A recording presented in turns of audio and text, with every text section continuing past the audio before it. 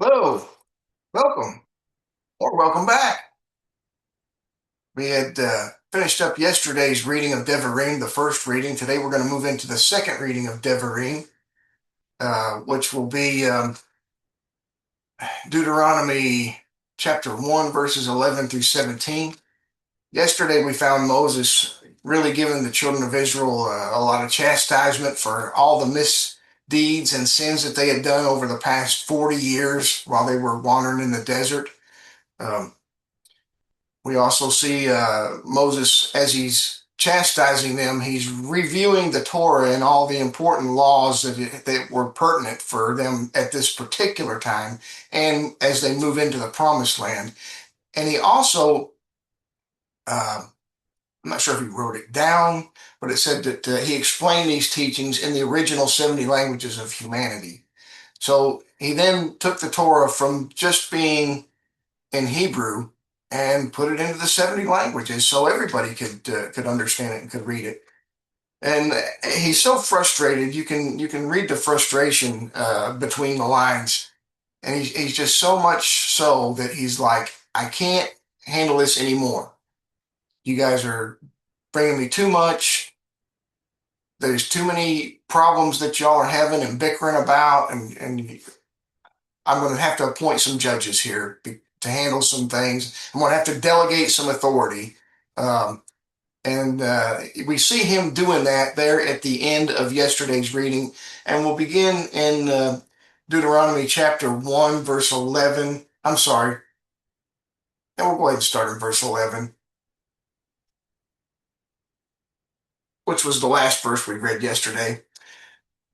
For I bless you that God of your forefathers, add to you 1,000 times as many descendants as you presently number.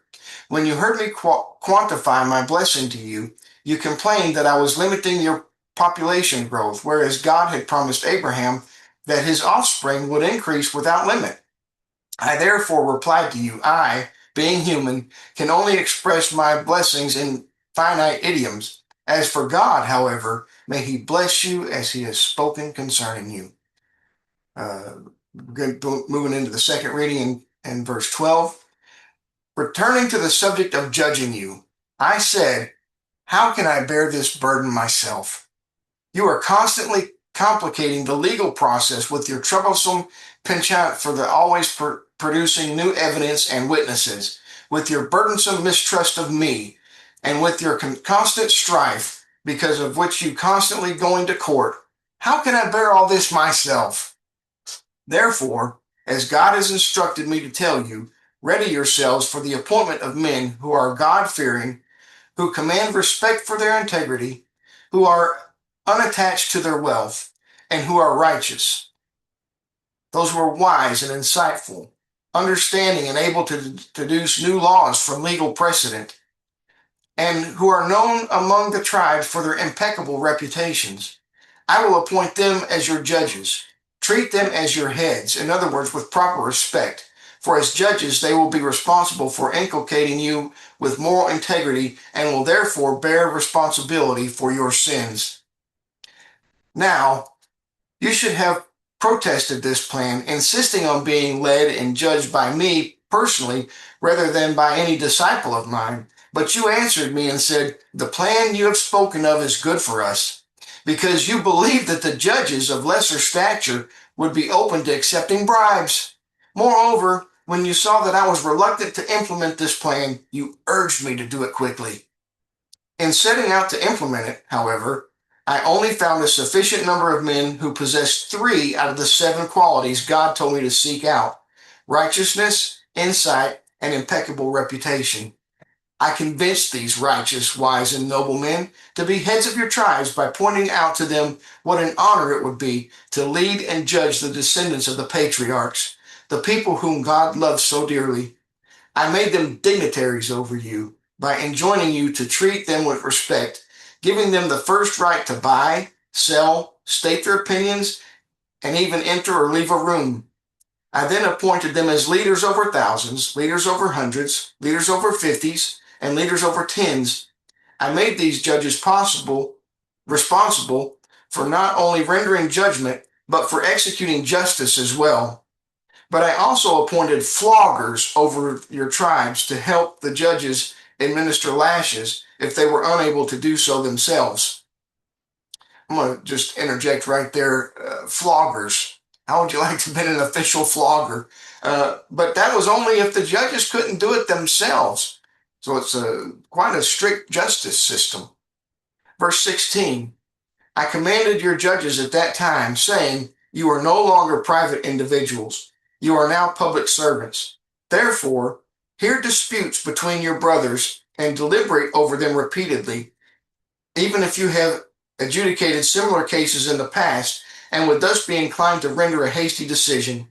Furthermore, judge justly between every man and his fellow, even in cases between people in which one litigant makes accusations without producing evidence, and even in seemingly petty disputes over the division of inherited property.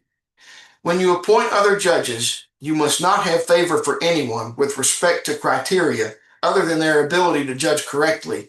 If you do, I will hold the one who made the appointment responsible for this appointee's errors in judgment. You must hear a dispute involving a small amount of money just as readily as a dispute involving a large amount. Do not postpone the former in deference to the latter. In addition, you must hear the claims of the poor person in the same impartiality with which you hear those of a rich person. Do not rule in favor of a guilty poor person in order to force his litigant to support him, and do not rule publicly in favor of a guilty rich person in order to safeguard his reputation, and then tell him privately that he is really guilty and should pay the innocent poor person his due. You must neither fear any man nor withhold your words on account of any man, for the ultimate responsibility for correct judgment is God's. If you pervert justice, God will be forced to redress any injustice you may have caused. Bring to me any case that is too difficult for you, and I will hear it myself. At that time, I commanded you to do all the things you should do in order to differentiate between civil and capital cases. After we established the judiciary as God had commanded us, we journeyed from Horeb and traversed the entire great and frightening desert, which, as you saw, abounded with giant serpents and scorpions.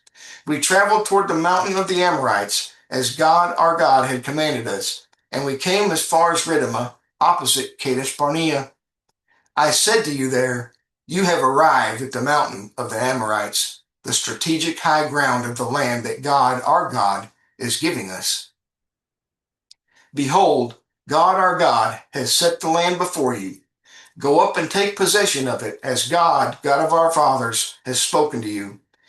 You should be neither afraid nor terrified, since God will lead you and do battle for you. It's a short reading today. We'll pick up tomorrow. Tomorrow will be, I'm excited to get into the third reading.